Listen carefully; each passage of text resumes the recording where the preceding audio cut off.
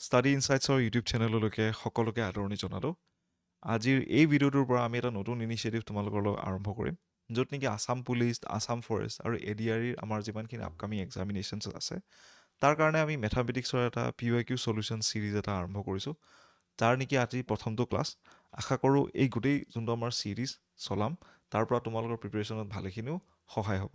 চ' গণিত as a subject আমি যিমানখিনি টপিকছ আমাৰ যিমানখিনি আপকামিং এক্সামিনেশ্যনছত লাগে, ছেগ্ৰিগেটেডভাৱে আমি গোটেইকেইটা এই ভিডিঅ'ত সেইখিনি বস্তু ইয়াতে ডিছকাছ কৰিব ট্ৰাই কৰিম। লগতে তোমালোকে এটা আইডিয়া পাবা যে কেনেকুৱা টপিকছৰ পৰা কিমানখিনি লেভেলৰ কুৱেশ্যনছ আমাৰ আছাম গভৰ্ণমেণ্ট এক্সামিনেশ্যনছত প্ৰাইমাৰীলি আমি দেখা পাওঁ। চ' সেইখিনি বস্তুত ইয়াতে আছাম পুলিচ, আমাৰ আছাম ফৰেষ্ট গ্ৰেড 1 যোনটো এক্সামিনেশ্যনছ আহিছে আৰু ADRE প্ৰমুখ্যভাৱে জড়িত হৈ থাকে। চ' তোমালোকে এই গোটেই ছিৰিজটোৰ পৰা লাভ ল'বৰ কাৰণে আমাৰ চেনেল ছাবস্ক্ৰাইব কৰি থ'ব পাৰা and do stay tuned to our channel for regular videos. So' এই ভিডিঅ'টো গোটেই আৰম্ভ কৰাৰ আগত মই তোমালোকক অলপমান নিজৰ বিষয়ে কৈ লওঁ।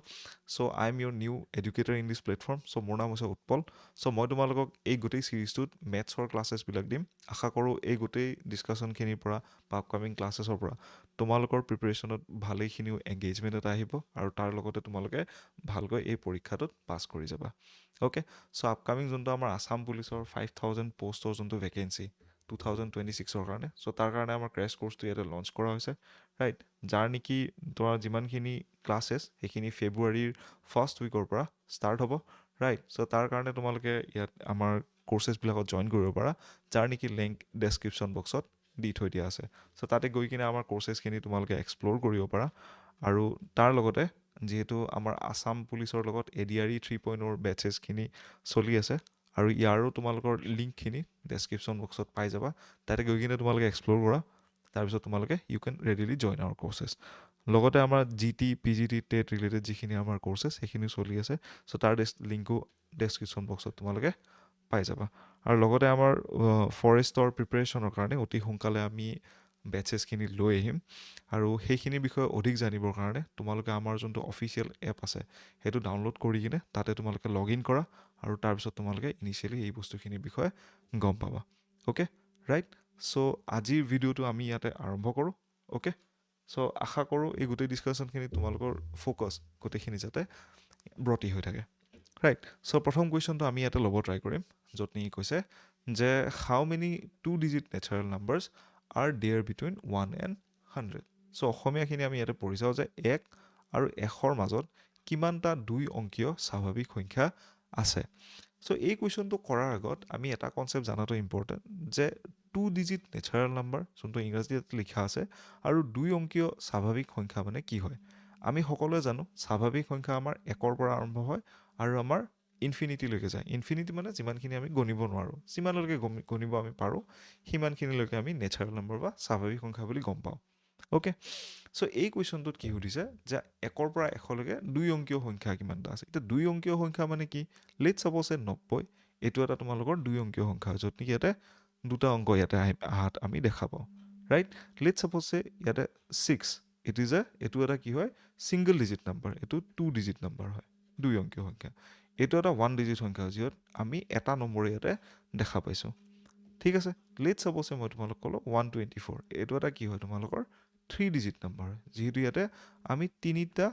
নম্বৰ ইয়াতে দেখা পাই আছোঁ, ঠিক আছে। চ' এই কনচেপ্টটোৰ ওপৰতে এই গোটেই কুৱেশ্যনটো কৰা হৈছে, ৰাইট। চ' তোমালোকে চাগে বুজি পালা 2 অংকীয় সংখ্যা কি, ছিংগল ডিজিট সংখ্যা কি বা 3 ডিজিট সংখ্যা কি হয়, ৰাইট। চ' এই কুৱেশ্যনটো আমি ইয়াতে ছল্ভ কৰি চাওঁ। অ'কে, চ' ইয়াতে তোমালোকৰ আমি ডাইৰেক্টলি গণিব নাযাম যে কেইটা তোমালোকৰ ইয়াতে 2 অংকীয় সংখ্যা আছে, ৰাইট। যে লেটছ ছাপ'জ 10ৰ পৰা আৰম্ভ হ'ব, 11 হ'ল, 12 হ'ল। চ' এনেকৈ গণিব গ'লে বহুতখিনি সময় লাগিব, এক্সামত ইমানখিনি সময় আমাৰ তাত নাথাকে। চ' আমি কেনেকৈ কৰিম যে 1ৰ পৰা 100ৰ ভিতৰত কেইটা 2 অংকীয় সংখ্যা নহয় সেইকেইটা গণি কিনে যদি আমি 100ৰ পৰা ইয়াতে আমি ছাবষ্ট্ৰেক্ট বা ইয়াতে আমি মাইনাছ যদি কৰি দিওঁ, তেতিয়া আমি সেই সংখ্যাটোৰ ভেলুটো পাই যাম। অ'কে, ডেট মিনছ তোমালোকে চাবা যেতিয়া আমি 1ৰ পৰা 100লৈকে যেতিয়া আমি ইয়াতে নম্বৰখিনি গণো, তেতিয়া আমি প্ৰথমতে ক'ৰ পৰা ক'লৈকে গণো, 1ৰ পৰা 9লৈকে গণো, ৰাইট। ইয়াতে কেইটা সংখ্যা আহিলে, আমাৰ 9টা সংখ্যা আহিলে, যিকেইটা নেকি কি হয় তোমালোকৰ single digit number. Okay, right, এইটো কি হয় আমাৰ ছিংগল ডিজিট 9টা সংখ্যা আহিলে। তাৰপিছত আমাৰ কি হ'ল 10ৰ পৰা 99লৈকে আমাৰ কি হ'ল, এইকেইটা কি হ'ল আমাৰ 2 ডিজিট নাম্বাৰ, এইকেইটাই আমাৰ উলিয়াব লাগে কেইটা সংখ্যা আছে ইয়াতে ৰাইট তাৰপিছত 100 যোনটো আমাৰ লাষ্টৰ সংখ্যা যোনটো আহিব সেইটো কি হ'ল এটা 3 ডিজিট নাম্বাৰ ওকে সো ইয়াতে তোমালোকে চোৱা 9টা আমাৰ সিঙ্গল ডিজিট নাম্বাৰ আহিলে আৰু এটা আমাৰ 3 ডিজিট নাম্বাৰ আহিল সো বাকি কিটা কি হ'ল আমাৰ 2 digit number okay that means ইয়াতে টোটাল আমাৰ নন 2 ডিজিট নাম্বাৰ কিমান হ'ল সো টোটাল এক second wait non 2 digit number কিটা আহিল আমাৰ তাত টোটাল 10টা আহিল that is equal to 9 plus 1 ইয়াৰ পৰা 9টা 100 এটা ঠিক আছে সো আমি কি কৰিম 2 ডিজিট নাম্বাৰ কেইটা আছে উলিয়াবৰ কাৰণে আমাৰ 100ৰ পৰা আমি 10 ইয়াতে মাইনাস কৰিম তো 90 আহি গ'ল ওকে সো কাৰেক্ট আনসাৰ কি হ'ব আমাৰ option A 90 is the correct answer I believe বুজি পালা সকলো ৰাইট ওকে সো আমি নেক্সট কোৱেশ্চনলৈকে যাওঁ এতিয়া ৰাইট সো নেক্সট কোৱেশ্চনটো ইয়াতে কৈছে so in a meeting right 5% assembled and every person shook hand with the every other exactly once so ইংৰাজীত কি ক'লো মানে আমি এটা অসমীয়াত পঢ়ি চাওঁ ঠিক আছে সো এটা সভাত বা এখন সভাত পাঁচজন ব্যক্তি একত্ৰিত হৈছিল আৰু প্ৰতিজন ব্যক্তিয়ে আন সকলো ব্যক্তিৰ সৈতে ঠিক এবাৰকৈ হাত মিলাইছিল মানে হ্যান্ডশেক কৰিছিল so the total number of handshakes made in the meeting is সভাখনত মুঠ কিমানটা হাত মিলন বা হ্যান্ডশেক ইয়াতে হোৱা কৈছিলে ওকে ৰাইট সো এই কোৱেশ্চনটো কৰিবৰ কাৰণে অলপমান আমি ফিজিক্যালি চোৱাটো ইম্পৰ্টেন্ট ৰাইট মই ইয়াতে কোন ধৰণৰ পাৰমুটেশন কম্বিনেশনৰ কোনো ধৰণৰ ইয়াতে ফৰ্মুলা ব্যৱহাৰ নকৰো ইন জেনেৰেল আমি কাউন্টিং কৰি কিনে কেনেকৈ কৰিব পাৰিম সো এই বস্তুটো আমি হেনেকুৱা ফৰ্মুলা বিলাক এই কাৰণে ব্যৱহাৰ কৰা নাই বিকজ ইয়াতে স্যাম্পল স্পেচটো আমাৰ বহুত বেছি সৰু হয় কাৰণ ইয়াতে আমাৰ পাঁচজন ব্যক্তি আছে ৰাইট যোৱা বছৰ SIUB দেখা এইটো এটা মেথছৰ কোৱেশ্চন হয় যোনটো জানুৱাৰী 2025 হৈছিল ৰাইট সো অলপমান আমি এই কোৱেশ্চনটো যিকোনো ফৰ্মুলা ব্যৱহাৰ নকৰাকৈ আমি ইয়াতে চাই লওঁ ঠিক আছে সো এটা তোমালোকে চোৱা যেনেকৈ কোৱেশ্চনটোত কৈছে যে এখন মিটিঙত টোটাল আমাৰ কিমানটা হৈছে পাঁচজন মানুহ ইয়াতে গোট খাইছে ৰাইট সো পাঁচজন মানুহ যদি গোট খাইছে মই এটা নাম্বাৰিং কৰিম মানুহকেইজনৰ যে এজন মানুহ দুজন মানুহ তিনিজন মানুহ চাৰিজন মানুহ আৰু পাঁচজন মানুহ ওকে টোটাল পাঁচজন মানুহ আমাৰ হ'ল ৰাইট এটা প্ৰথমজন মানুহে কেইটা মানুহৰ লগত হাত মিলাব বা হ্যান্ডশেক কৰিব প্ৰথমজন মানুহে দ্বিতীয় নম্বৰ মানুহজনৰ লগত হ্যান্ডশেক কৰিলে প্ৰথমজনে তৃতীয়জনৰ লগতো কৰিলে 4 নম্বৰজনৰ লগতো কৰিলে আৰু 5 নম্বৰজনৰ লগতো কৰিলে okay in the same sense যেতিয়া আমি দ্বিতীয়জন মানুহৰ ফ্ৰেমৱৰ্কৰ পৰা যেতিয়া আমি চাম দ্বিতীয়জন মানুহে যেহেতু অলৰেডি প্ৰথমজনৰ লগত হ্যান্ডশেক কৰি গৈছে সেই কাৰণে দ্বিতীয়জনে কি কৰিব ডাইৰেক্টলি তৃতীয়জনৰ লগত হ্যান্ডশেক কৰিব ওকে দ্বিতীয়জনে আকৌ 4 নম্বৰজনৰ লগতো কৰিব তাৰ পিছত আকৌ 5 নম্বৰজনৰ লগত ইয়াতে হ্যান্ডশেক কৰিব ওকে তাৰ পিছত আমি তৃতীয়জনৰ ফ্ৰেম পৰা চাম সো তৃতীয়জনে কি কৰিব যেহেতু অলৰেডি দ্বিতীয়জন আৰু এক নম্বৰজনৰ লগত ইয়াতে হ্যান্ডশেক কৰি গৈছে সেই কাৰণে কি হ'ব অকল 4 নম্বৰজনৰ লগত আৰু 5 নম্বৰজনৰ লগত কৰিব আৰু কি হ'ব সিমিলাৰলি 4 নম্বৰজনে অকল 5 নম্বৰজনৰ লগতহে হ্যান্ডশেক কৰিব ঠিক আছে সো এই গোটেই চাৰিটা কেছত তোমালোকে চোৱা প্ৰথমজন মানুহে ইয়াতে কেইটা হ্যান্ডশেক কৰিব টোটাল চাৰিটা হ্যান্ডশেক কৰিব ওকে ৰাইট এক সেকেন্ড সো মই এইটো তোমালোকৰ স্কোয়াৰত দেখাই দিওঁ পাঁচটা নহয় চাৰিটা হ্যান্ডশেক কৰিব ঠিক আছে ৰাইট এই ডায়াগ্ৰামটোৰ পৰা তোমালোকে চাগে বুজি পাইছা সিমিলাৰলি 2 নম্বৰ মানুহজনে কেইটা হ্যান্ডশেক কৰিব 1 2 তিনিটা হ্যান্ডশেক দ্যাট মিন্স 3 হ্যান্ডশেক ইয়াতে কৰিব সিমিলাৰলি 3 নম্বৰ মানুহজনে কেইটা হ্যান্ডশেক কৰিব দুটা হ্যান্ডশেক কৰিব আৰু 4 নম্বৰ মানুহজনে কি কৰিব ইয়াতে এটা হ্যান্ডশেক কৰিব right so total number of handshakes কিমান হ'ল এটা তোমালোকে চা 4 ইয়াৰ পৰা আহিলে 3 ইয়াৰ পৰা আহিলে ৰাইট তাৰ পিছত ইয়াৰ পৰা 2 আহিলে ৰাইট আৰু ইয়াৰ পৰা আহিলে 1 4 3 7 7 2 9 9 1 কিমান হ'ল আমাৰ 10 ওকে ৰাইট আই বিলিভ তোমালোকে বুজি পালা এই কোৱেশ্চনটো কেনেকৈ কৰিব লাগে দ্যাট মিন্স অপচন এ বা number 10 is the correct answer in this question right total 10টা হ্যান্ডশেক বা আমি ইয়াতে হাত মিলন বা কৰমৰ্দন বুলি অসমীয়াত বেছি হাই লেভেলৰ অসমীয়াত কোৱা হয় সো হেতু ইয়াতে 10 ইজ দি কাৰেক্ট আনসাৰ ঠিক আছে ৰাইট সো আমি নেক্সট কোৱেশ্চনলৈকে যাব পাৰো ওকে সো তাৰ পিছত আমি নেক্সট কোৱেশ্চন দিয়াতে চাম য'ত নি সুধিছে কি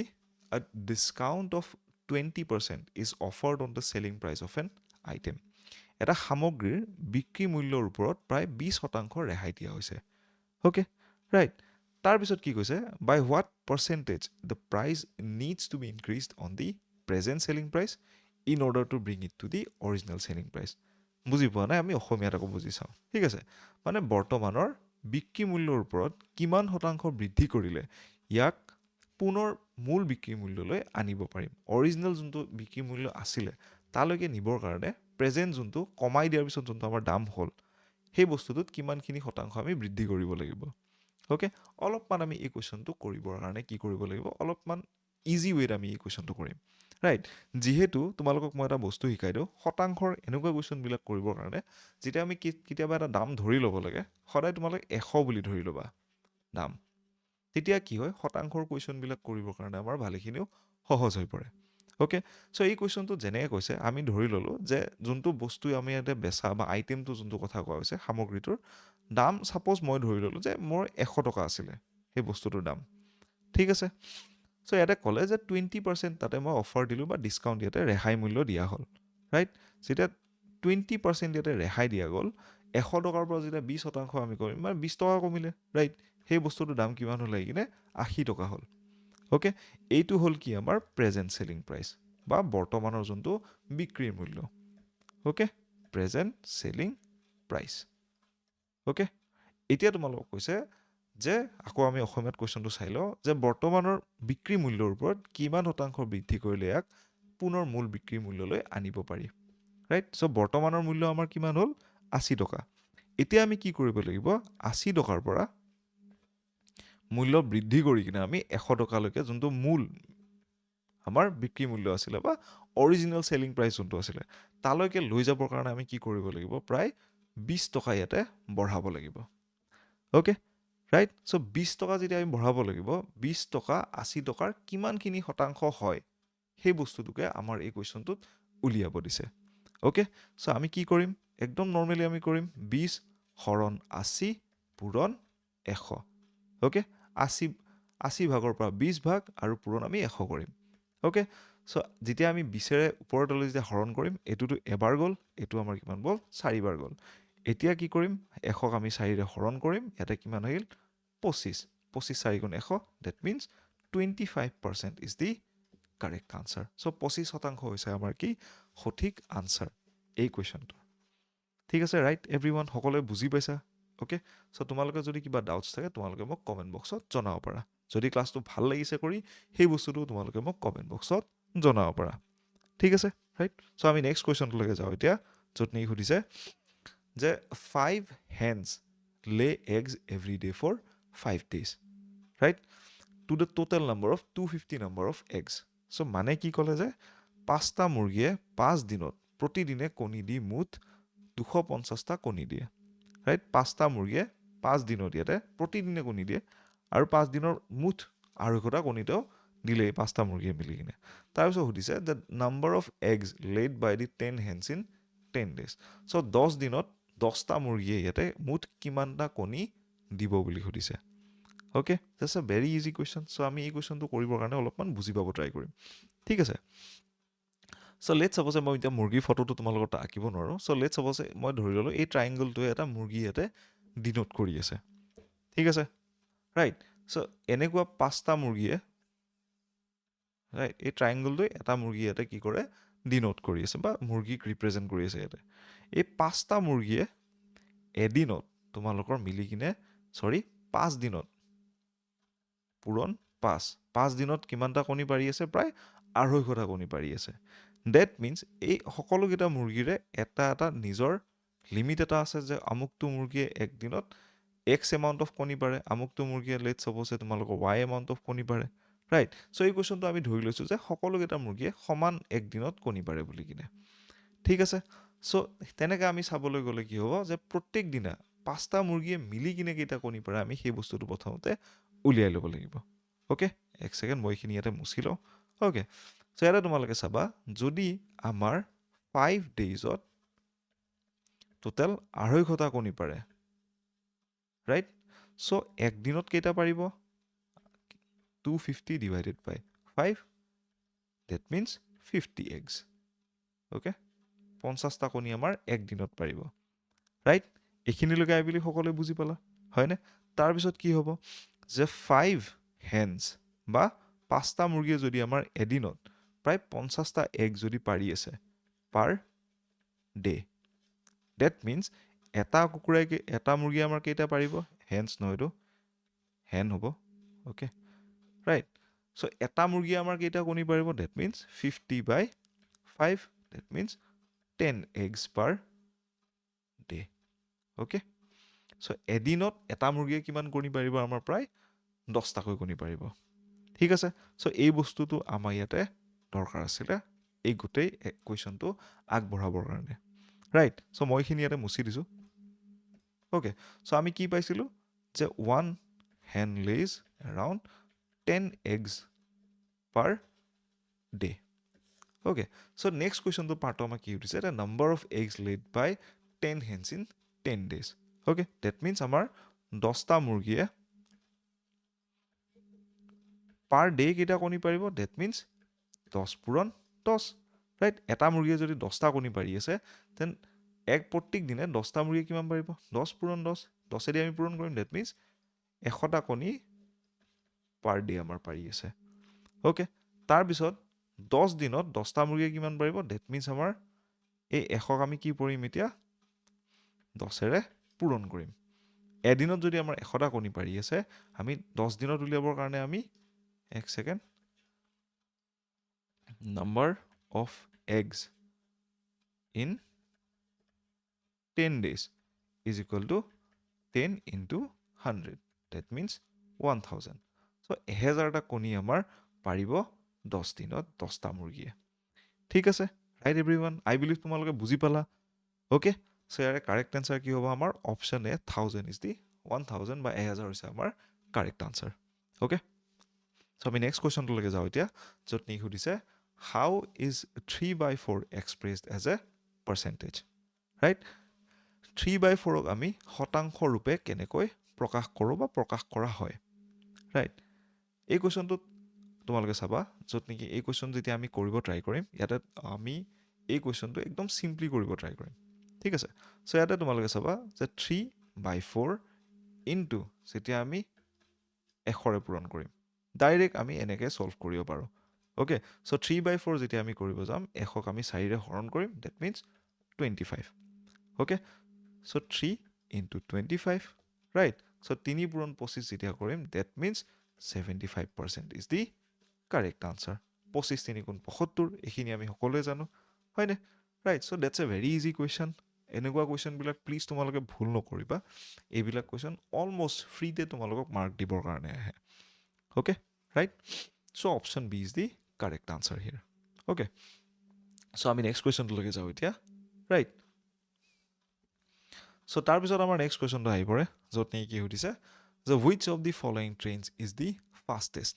চ' তলত ইয়াতে কিছুমান স্পীড তোমালোকক দিয়া আছে মানি লোৱা যে 25 মিটাৰ পাৰ ছেকেণ্ড এখন ট্ৰেইনৰ এটা স্পীড হয় 90 কিলোমিটাৰ পাৰ আৱাৰ তোমালোকক কি হৈছে এখন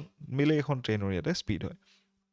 অপশ্যন চি দিয়া আছে 1500 মিটাৰ পাৰ মিনিট এইটো বেলেগ এখন ট্ৰেইনৰ স্পীড হয় ৰাইট যে নান অফ দ্য দিছ মানে সকলোৰে লেট ছাপ'জে স্পীড একে নিচিনাকৈ আছে ডেট মিনছ কোনো ইয়াতে ফাষ্টেষ্ট বা দ্ৰুত গতিত নাই যে তলৰ কোনখন ৰেলগাড়ীৰ আটাইতকৈ দ্ৰুত বা দ্ৰুত গতি আছে অ'কে এনেকুৱা কুৱেশ্যন যেতিয়া আমি কৰিবৰ কাৰণে যাওঁ সকলোতকৈ আগত তোমালোকে এটা বস্তু মনত ৰখাটো উচিত যে আমাৰ যিমানবিলাক ইয়াতে গতিবেগ তোমালোকৰ দিয়া আছে অপশ্যন কেইটাত সকলোৰে যোনটো একক বা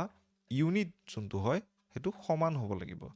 তেতিয়াহে গৈ কিনে এই কুৱেশ্যনটোত আমি কম্পেয়াৰ কৰিব পাৰিম গোটেইকেইটা অপশ্যনছ ঠিক আছে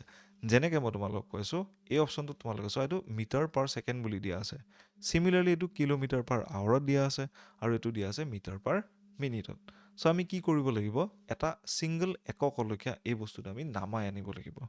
বা আমি বঢ়াই লৈ কিনে যাব লাগিব যে মিটাৰ পাৰ ছেকেণ্ডটো আমি কিলোমিটাৰ পাৰ আৱাৰলৈকে গ'লোঁ বা মিটাৰ পাৰ মিনিটক আমি কিলোমিটাৰ পাৰ আৱাৰলৈকে লৈ গ'লোঁ তেতিয়া আমি কম্পেয়াৰ কৰিব পাৰিম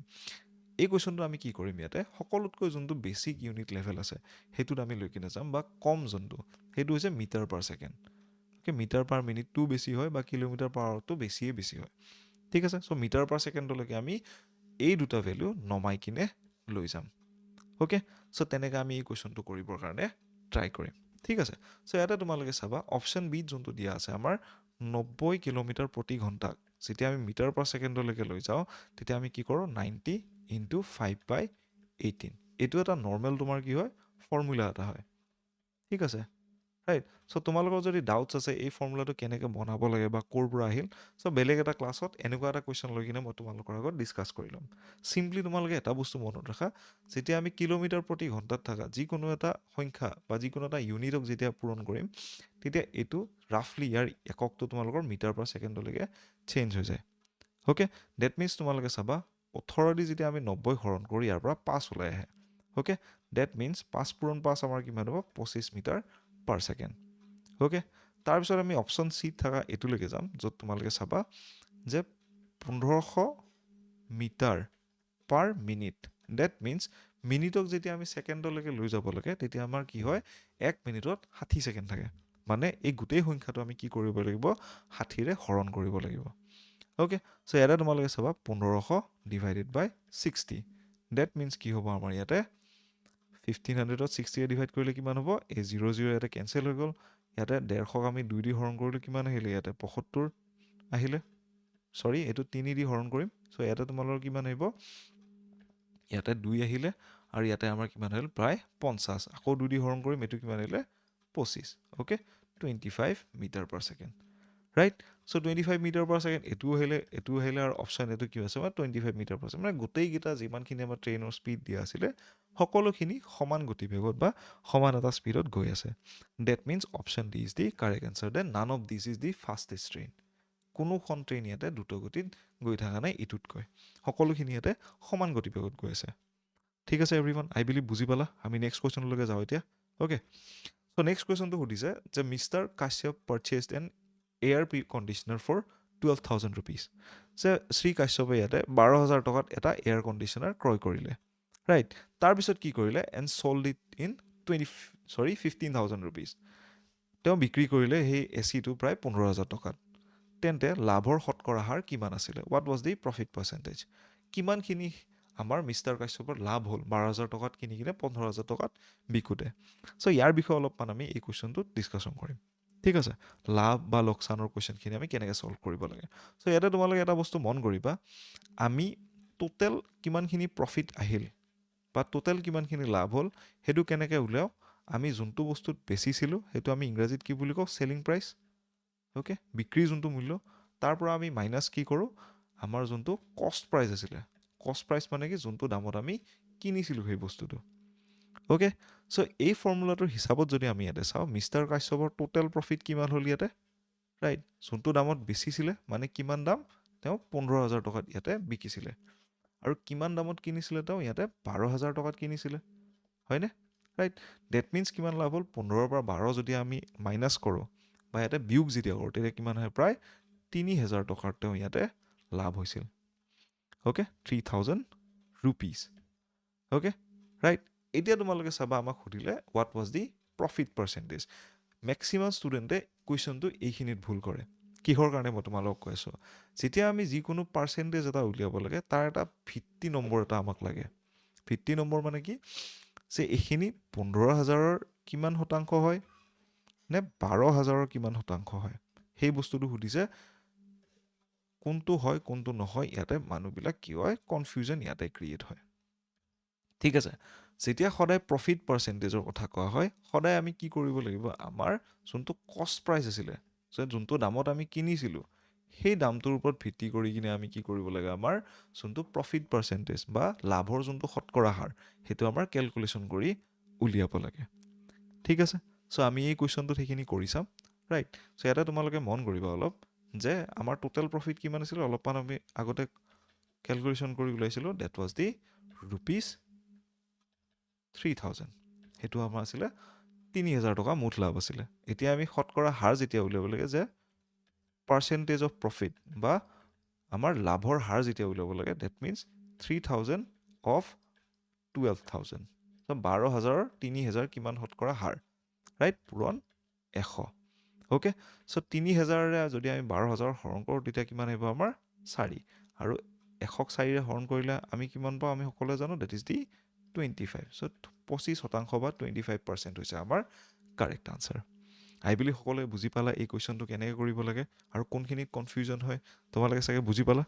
ৰাইট চ' এনেকৈ কুৱেশ্যনছবিলাক কৰিব ট্ৰাই কৰিবা আৰু মেক্সিমাম তোমালোকে কুৱেশ্যনছবিলাক প্ৰেক্টিছ কৰিবা তেতিয়াহে কুৱেশ্যনছখিনি ইজিলি আমি এক্সাম হলত within a speculated amount of time আমি কৰিব পাৰোঁ অ'কে চ' আমি নেক্সট কুৱেশ্যনটো ইয়াতে চাওঁ য'ত নেকি সুধিছে the area of a rectangular field is 2100 square metre right rectangular field মানে কি তোমালোকৰ ক্ষেত্ৰফল অ'কে ৰাইট চ' প্ৰায় 2100 বৰ্গ মিটাৰ বুলি ইয়াতে কোৱা হৈছে চ' এইটো হৈছে তোমালোকৰ আয়তাকাৰ ক্ষেত্ৰ এখন চ' ৰেক্টেংগুলাৰ ফিল্ডটো আমি আয়তাকাৰ বুলি কওঁ ঠিক আছে চ' তাৰ প্ৰায় হৈছে 2100 বৰ্গ মিটাৰ তাৰে যোনটো ক্ষেত্ৰফল right if the field is 60 metres long what is the perimeter যদি ক্ষেত্ৰখনৰ ইয়াতে দৈৰ্ঘ্য প্ৰায় সেই আয়তাকাৰ ক্ষেত্ৰখনৰ যোনটো দৈৰ্ঘ্য প্ৰায় 60 মিটাৰ যদি হয় তাৰে পৰিসীমা কিমান হ'ব মানে পেৰিমিটাৰ কিমানখিনি হয় অ'কে চ' এই কুৱেশ্যনটোত আমি সেইখিনি বস্তু ইয়াতে ডিছকাশ্যন কৰিম ঠিক আছে চ' ইয়াতে তোমালোকে চাবা এইটো প্ৰায় আয়তাকাৰৰ ক্ষেত্ৰ এখন ৰাইট এইটো হৈছে আমাৰ কি দৈৰ্ঘ্য যোনটো মই এল লিখিলোঁ ৰাইট আৰু বহলটো লেট চাপ'ছে মই বি বা ব্ৰেথে ইয়াতে ৰিপ্ৰেজেণ্ট কৰিলোঁ অ'কে ইয়াৰে প্ৰায় যোনটো আমাৰ লেন্থ বা দৈৰ্ঘ্য কিমান দি আছে প্ৰায় 60 মিটাৰ বুলি কৈছে ঠিক আছে আৰু এৰিয়া বা ক্ষেত্ৰফল ইয়াতে কিমান বুলি কৈছে প্ৰায় 2100 স্কুৱেৰ মিটাৰ বুলি কৈছে অ'কে ৰাইট চ' ইয়াতে আমি প্ৰথম কাম কি কৰিব লাগিব আমি পৰিসীমা বা পেৰিমিটাৰ ওলোৱা যোনটো আমাৰ ফৰ্মুলা সেইটো চাব লাগিব চ' লেট ছাপ'ছে পেৰিমিটাৰৰ যোনটো ফৰ্মুলা সেইটো কি হয় আমাৰ 2 ইনটু এল প্লাছ বি চ' এলৰ ভেলু আমাক দিয়া আছে ডেট মিনছ আমাক কি লাগিব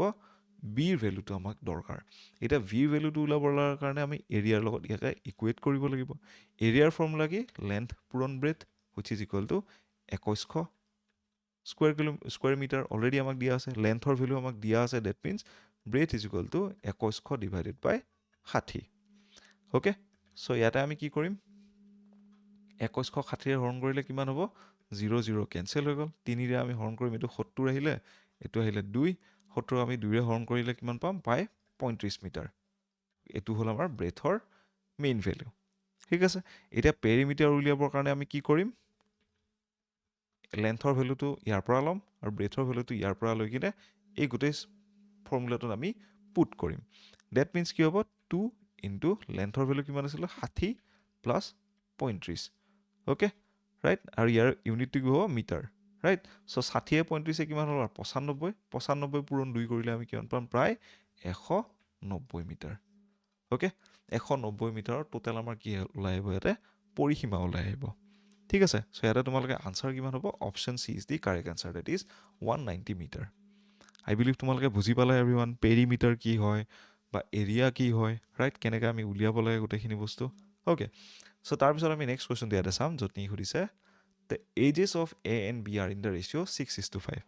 যে এ আৰু বিৰ বয়সৰ যোনটো অনুপাত সেইটো 6:5ত দিয়া আছে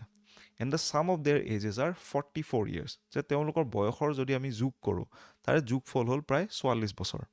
অ'কে চ' 8 বছৰ পাছত তেওঁলোকৰ বয়সৰ অনুপাত কিমান হ'ব